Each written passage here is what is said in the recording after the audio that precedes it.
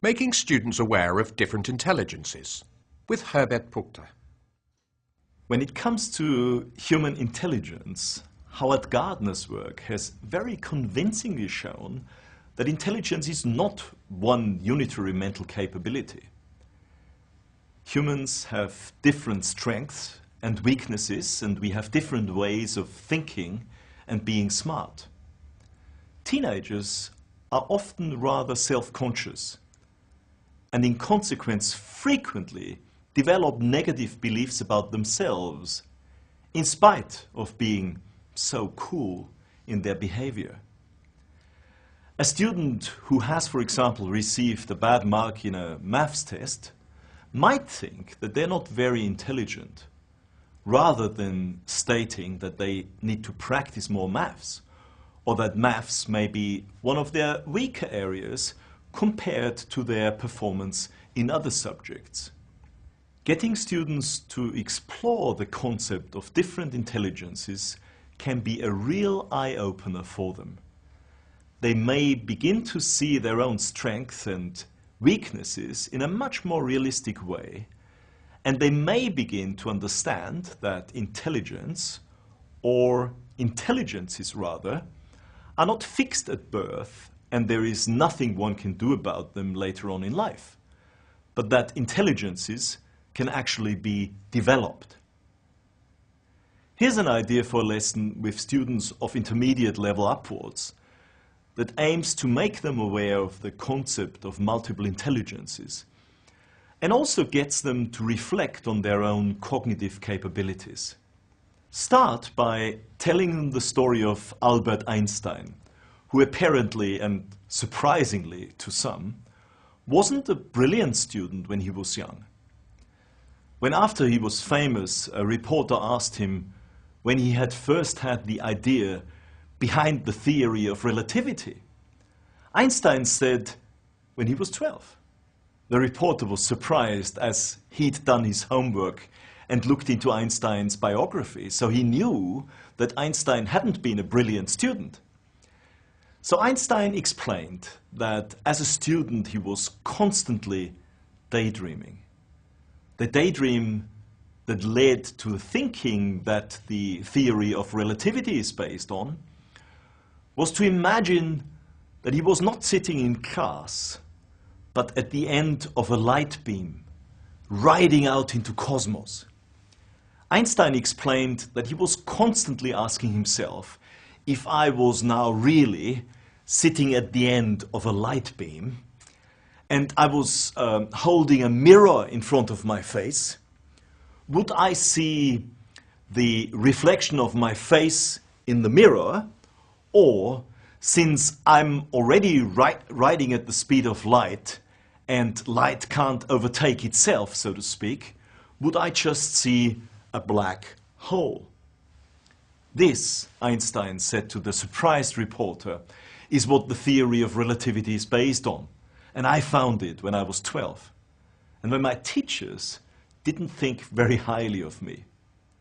In fact, there is evidence that one teacher said about Einstein, "This boy is mentally slow and lost forever in his foolish dreams."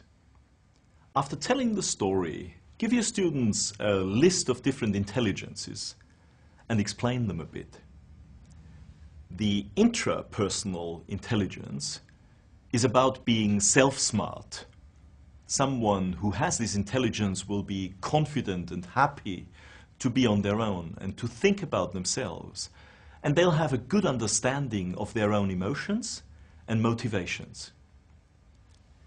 The interpersonal intelligence is about being people-smart, understanding others and how they feel, being good at communicating, being a good leader, being a good team member, and being popular and caring.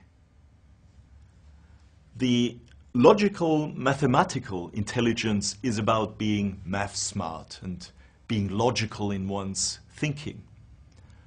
Understanding patterns, especially language patterns, grammar, is part of the logical mathematical intelligence. The Linguistic intelligence is about being language smart. Someone who has this intelligence will like telling and writing stories, and they'll probably like poetry.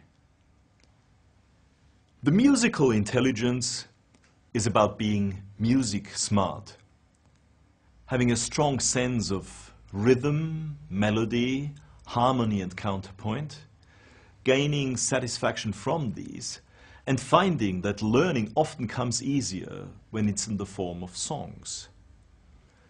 The visual spatial intelligence is about being image smart, about having a good sense of space in both 2D and 3D.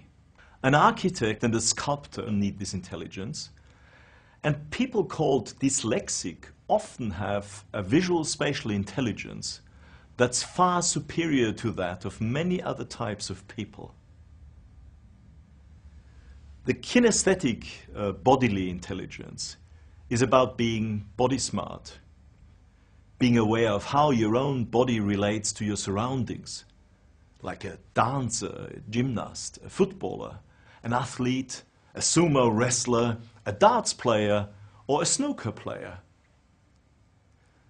And last but not least, the naturalistic intelligence is about being nature smart, noticing things about nature that other people are not aware of. These people have valuable survival skills that they can share with us. Now, get students to explore their different intelligences more closely. One idea is to get them to think about their own intelligences by going through the list and jotting down their thoughts about which of the intelligences are their own strong ones and which appear to be not so strong.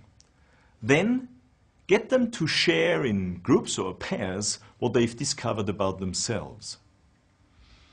Unfortunately, many schools and also universities these days value mainly the logical, mathematical and the linguistic intelligences, which is why it might be a good idea to stress that all of the intelligences mentioned have equal value.